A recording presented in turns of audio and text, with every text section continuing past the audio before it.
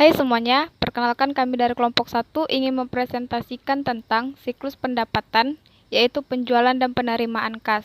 Untuk itu terlebih dahulu saya akan memperkenalkan diri.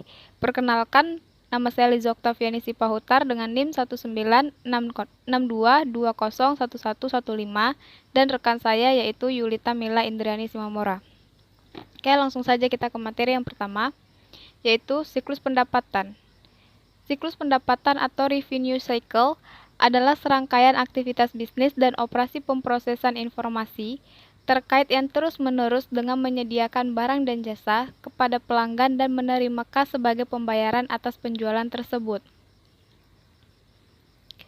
Tujuan utama siklus pendapatan yaitu menyediakan produk yang tepat di tempat yang tepat pada saat yang tepat untuk harga yang sesuai.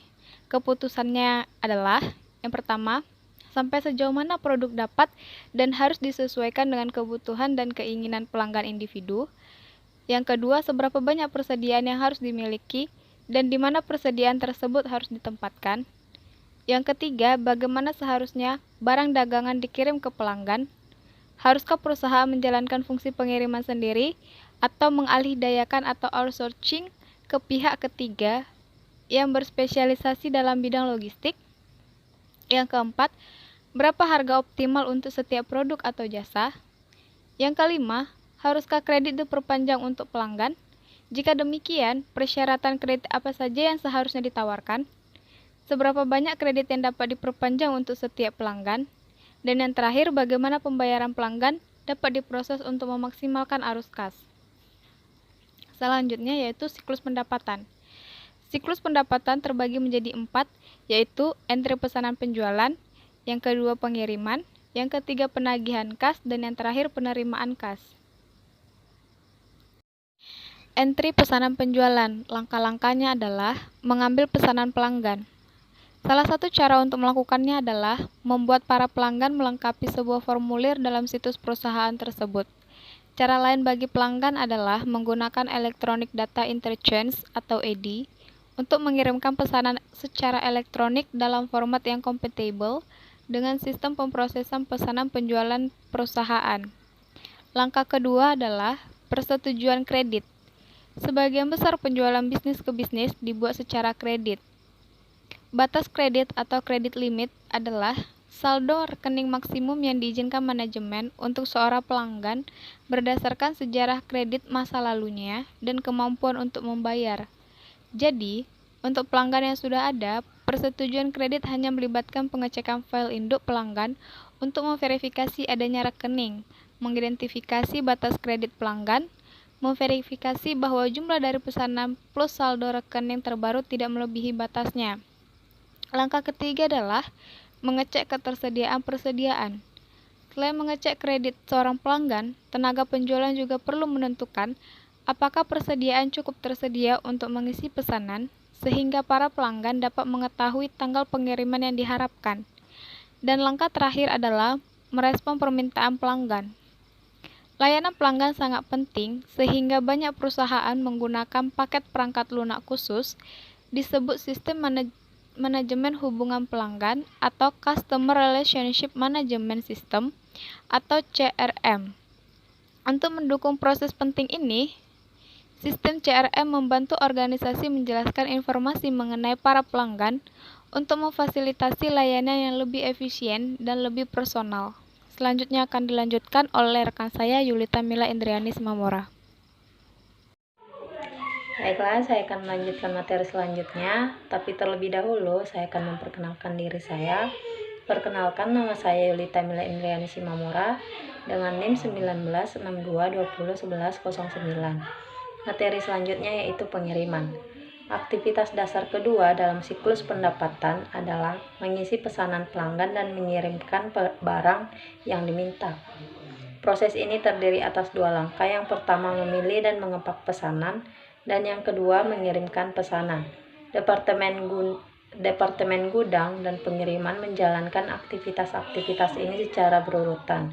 Kedua fungsi ini mencakup penjagaan persediaan dan melaporkannya kepada Wakil Presiden bidang manufaktur. Mengambil dan mengepak pesanan. Langkah pertama dalam mengisi sebuah pesanan pelanggan melibatkan pengangkatan barang yang benar dari persediaan dan mengepaknya untuk pengiriman. Dalam mengambil dan mengepak pesanan terdapat dua langkah. Yang pertama itu prosesnya. Prosesnya yaitu kartu pengambilan yang dibuat oleh proses entry pesanan penjualan akan memicu proses pengambilan dan pengepakan. Para pekerja gudang menggunakan kartu pengambilan untuk mengidentifikasi proses dan kuantitas dari setiap produk untuk mengeluarkannya dari persediaan. Para pekerja gudang mencatat kuantitas setiap barang yang benar-benar dipilih, baik dalam kartu pengambilan ini sendiri, jika sebuah dokumen kertas yang digunakan, atau dengan memasukkan data ke dalam sistem, jika formulir elektronik yang digunakan. Persediaan tersebut kemudian ditransfer ke departemen pengiriman. Yang kedua yaitu ancaman dan pengendalian. Salah satu masalah potensial adalah risiko pengambilan barang yang salah atau dalam kuantitas yang salah. Teknologi pergudangan otomatis yang dijelaskan sebelumnya dapat meminimalkan kemungkinan kesalahan tersebut. Pemindaan kode batang dan RFID secara khusus mengeliminasi secara virtual kesalahan ketika digunakan oleh sistem secara otomatis untuk membandingkan barang dan kuantitas yang diambil oleh para pekerja gudang dengan informasi pesanan penjualan. Yang kedua dalam pengiriman yaitu mengirim pesanan. Setelah dikeluarkan dari gudang, barang dikirimkan ke pelanggan. Prosesnya yaitu departemen pengiriman seharusnya membandingkan perhitungan fisik persediaan dengan kuantitas yang diidentifikasikan dalam kartu pengambilan dan dengan kuantitas yang diindikasikan pada pesanan penjualan. Diskrepansi atau ketidakcocokan dapat timbul baik karena barang tidak disimpan dalam lokasi yang diindikasikan pada kartu pengambilan dan karena catatan persediaan perpetual yang tidak akurat. Dalam kasus seperti ini, departemen pengiriman perlu memulai back order atau barang-barang yang hilang dan memasukkan kuantitas yang dikirimkan dengan benar pada slip pengepakan. Ancaman dan pengendalian dalam pengiriman barang. Mengidentifikasi bahwa dua masalah potensial adalah pencurian dan kesalahan pengiriman. Kita mendiskusikan bagaimana pengendalian untuk mengurangi ancaman pencurian pada bagian sebelumnya. Rekonsiliasi yang teratur atas informasi mengenai pengiriman dengan pesanan penjualan memungkinkan deteksi tepat waktu atas penundaan atau kegagalan untuk mengirimkan barang kepada pelanggan. Selain itu, sistem RFID dapat menyediakan informasi secara real-time mengenai status pengiriman sehingga dapat menyediakan informasi tambahan mengenai kemungkinan penundaan. Jika si penjual mendengar bahwa sebuah pengiriman akan terlambat, pemberitahuan secara dapat membantu pelanggan mengubah rencananya. Biaya persediaan pemberitahuan seperti ini sangat kecil, terutama jika dilakukan melalui email atau PM, tetapi upayanya cenderung meningkatkan kepuasan dan loyalitas pelanggan secara signifikan. Materi selanjutnya yaitu penagihan. Aktivitas dasar ketiga dalam siklus pendapatan melibatkan penagihan para pelanggan. Aktivitas ini melibatkan dua tugas terpisah tetapi terikat erat.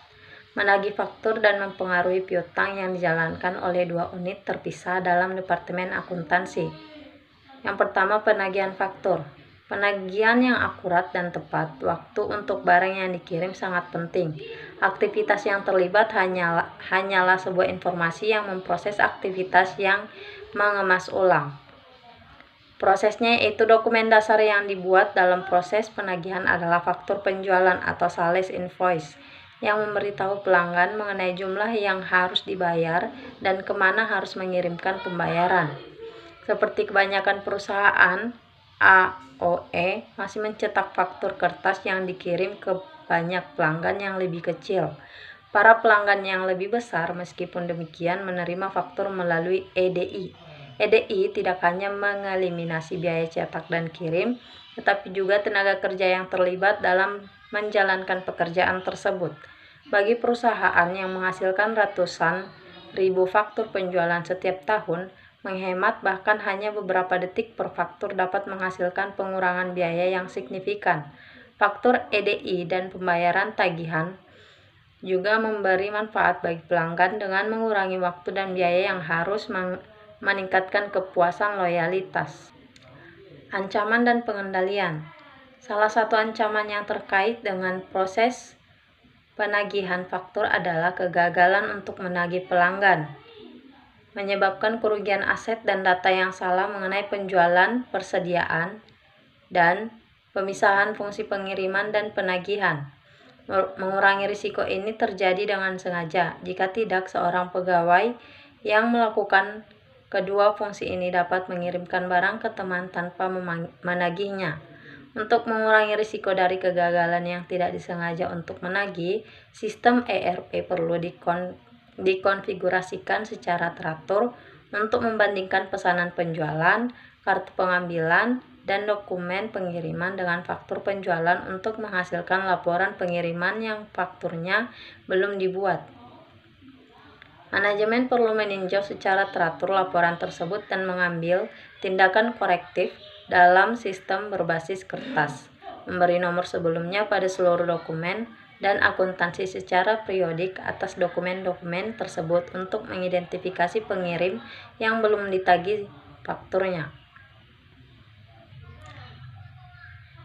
Penagihan yang kedua yaitu pemeliharaan piutang. Fungsi bagian piutang yang melapor kepada kontrolir menjalankan dua tugas utama, menggunakan informasi dalam faktur penjualan untuk mendebit rekening pelanggan dan berikutnya mengkredit rekening tersebut ketika pembayaran diterima. Prosesnya, dua cara dasar untuk memelihara piutang adalah metode faktur terbuka dan saldo maju. Dua metode tersebut berbeda dalam persyaratan pada saat pelanggan mengirimkan uang pembayaran. Bagaimana pembayaran tersebut diterapkan untuk memperbaharui file induk piutang dan format dari laporan bulanan yang dikirim ke pelanggan. Dalam metode faktur terbuka atau open invoice method, pelanggan biasanya membayar berdasarkan setiap faktur. Biasanya, dua salinan faktur dikirimkan pelanggan yang diminta untuk mengembalikan satu salinan dengan pembayaran. Salinan ini adalah dokumen yang dapat dikembalikan atau turnaround dokumen yang disebut sebagai nota pengiriman uang atau remittance invoice. Pembayaran dari pelanggan kemudian diterapkan dengan faktur-faktur tertentu. Sebaliknya, dalam metode saldo maju atau balance forward method, para pelanggan biasanya membayar berdasarkan jumlah yang ditunjukkan dalam laporan bulanan, bukannya berdasarkan pada setiap faktur.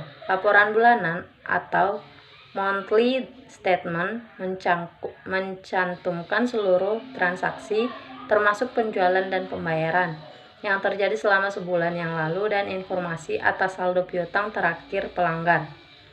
Laporan bulanan biasanya memiliki ancaman dan pengendalian dalam pemeliharaan piutang. Kesalahan dalam memelihara rekening pelanggan dapat mengarah pada kerugian penjualan di masa depan dan juga dapat mengidentifikasikan kemungkinan pencurian kas. Pengecekan edit entry data yang didiskusikan dapat meminimalkan risiko kesalahan dalam pemeliharaan rekening pelanggan. Sebagai contoh, pengecekan validitas dan verifikasi closed loop dapat memastikan bahwa rekening pelanggan yang benar telah diperbaharui, dan pengecekan file dapat memastikan bahwa hanya data numerik yang dimasukkan untuk penjualan dan pembayaran. Pembayaran pelanggan seringkali diproses dalam batch sehingga total batch dapat menyediakan sarana tambahan untuk mengidentifikasi kesalahan proses. Secara spesifik, jumlah dari seluruh pembayaran pelanggan yang diproses harus sama dengan perubahan total dari seluruh saldo rekening pelanggan. Untuk memastikan bahwa seluruh pengiriman uang diproses, jumlah rekening pelanggan yang diperbaharui harus dibandingkan dengan jumlah cek yang diterima. Rekonsiliasi ini harus dilakukan oleh seorang yang tidak terlibat dalam pemrosesan transaksi asli, Karena yang pertama, lebih mudah untuk melihat kesalahan orang lain dibandingkan kesalahan sendiri. Yang kedua, hal ini memberikan sebuah sarana untuk mengidentifikasi kemungkinan kasus penipuan atau fraud. Mengirimkan laporan rekening bulanan kepada setiap pelanggan memberikan sebuah tinjauan independen tambahan atas akurasi dalam posting karena pelanggan dapat mengkomplain jika rekeningnya belum selesai dikreditkan untuk pembayaran yang mereka kirimkan. Materi selanjutnya yaitu penerimaan kas. Langkah terakhir dalam siklus pendapatan adalah penerima dan proses pembayaran dari para pelanggan. Prosesnya yaitu oleh karena kas dan cek pelanggan dapat dicuri dengan mudah, penting untuk mengambil langkah-langkah yang tepat untuk mengurangi risiko pencurian. Seperti yang didiskusikan secara lebih lengkap dengan bagian pengendalian, hal ini berarti bahwa fungsi piutang yang bertanggung jawab untuk mencatat pengiriman uang pelanggan tidak harus memiliki address fisik terhadap kas atau cek. Sebaliknya, kasir yang melapor ke bendahara menangani pengiriman uang pelanggan dan menyetorkannya ke bank. Ancaman dan pengendalian. Tujuan utama dari fungsi penerimaan kas adalah untuk mengamankan pengiriman uang pelanggan. Proses pengendalian kasus harus dipergunakan karena kas sangat mudah untuk dicuri. Pemisahan tugas adalah prosedur pengendalian paling efektif untuk mengurangi risiko atas pencurian tersebut. Para pegawai yang memiliki akses fisik terhadap kas seharusnya tidak memiliki tanggung jawab untuk mencatat atau mengotorisasi secara transaksi yang melibatkan penerimaan ini. Secara spesifik, pasangan tugas berikut ini harus dipisahkan.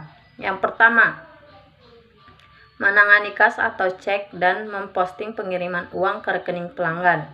Seseorang yang menjalankan kedua tugas ini dapat melakukan jenis kasus dari penggelapan yang disebut looping yang didiskusikan di bab 5. Oleh karena itu, hanya data pengiriman uang yang seharusnya dapat dikirim ke Departemen Piutang.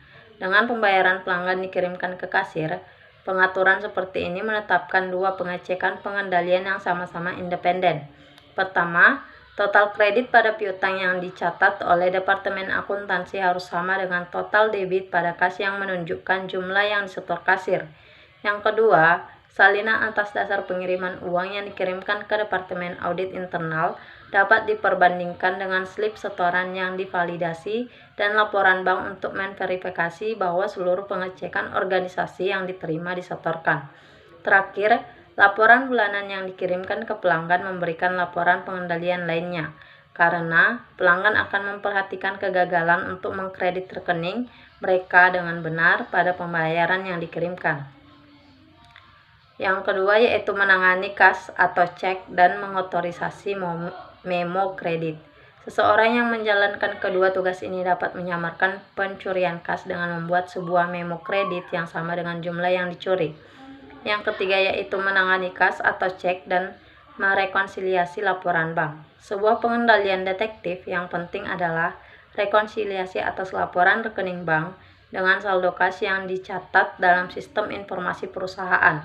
Dengan rekonsiliasi yang dijalankan oleh seseorang yang tidak memiliki akses terhadap kas atau pengiriman uang pelanggan memberikan sebuah pengecekan independen pada kasir dan mencegah manipulasi laporan bank untuk menyamarkan pencurian kas.